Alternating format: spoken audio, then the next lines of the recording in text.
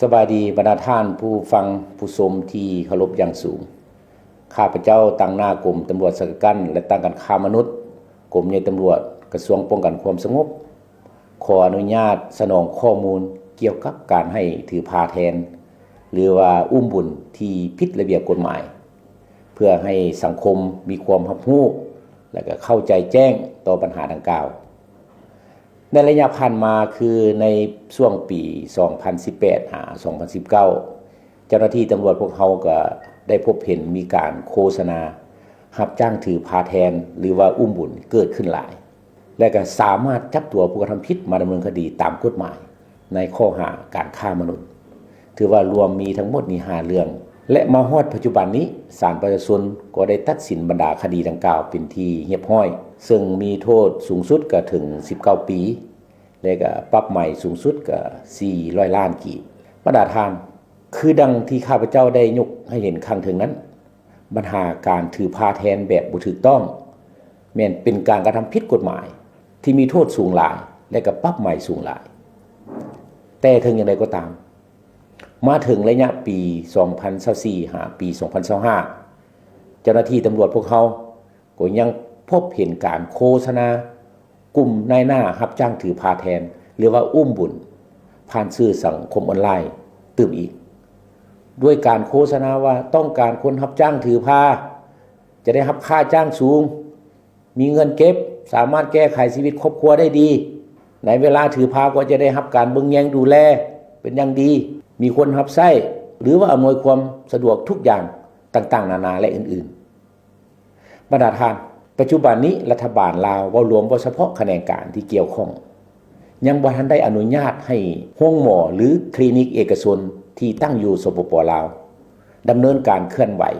บริการให้ถือพาแทนหรือว่าอุ้มบุญนี้อย่างเด็ดขาดและการกระทำดังกล่าวนี้จะถือว่าผิดกฎหมายของสปป.ลาว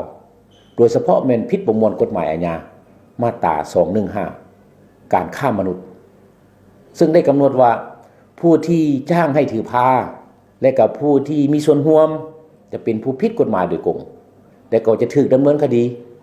ในข้อหาฆ่ามนุษย์ส่วนผู้ที่รับจ้างถือพาก็จะเป็นผู้กระทำผิดกฎหมายเช่นเดียวกันและก็พร้อมทั้งมีผลกระทบต่อสุขภาพมีผลกระทบต่อจิตใจของตนเองและก็ครอบครัวบริโภคกับลูกอ่อนหรือว่าเด็กอ่อนที่เกิดออกมายังบ่ฮู้ชะตากรรมใหญ่ขึ้นมาเขาจะเอาไปเป็นแนวใดแต่ที่แน่นอนว่าแม่นเด็กน้อยน่าจะตกเป็นผู้ถือข้อห้ายของการฆ่ามนุษย์ซึ่งสุดที่เป็นหน้าสมเพชและก็เป็นหน้าอีดูตนสงสารที่สุดเด็กน้อยฉะนั้นข้าพเจ้าในนามต่างหน้ากรมตำรวจสกัดกั้นและตั้งกันฆ่ามนุษย์ก็หวังอย่างสูงว่า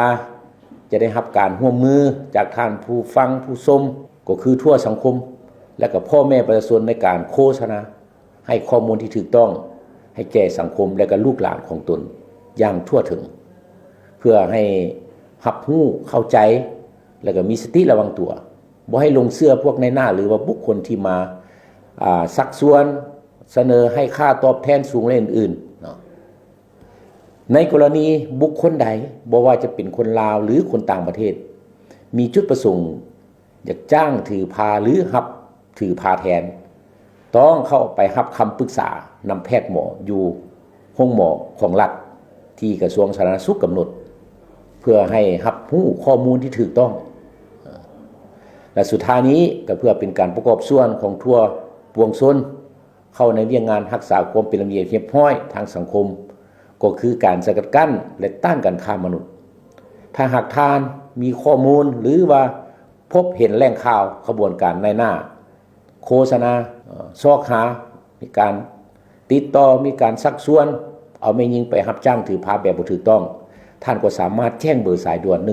1300หรือว่าเบอร์ WhatsApp 020-2288-1300ของกรมตำรวจสกัดกั้นและตั้งกันฆ่ามนุษย์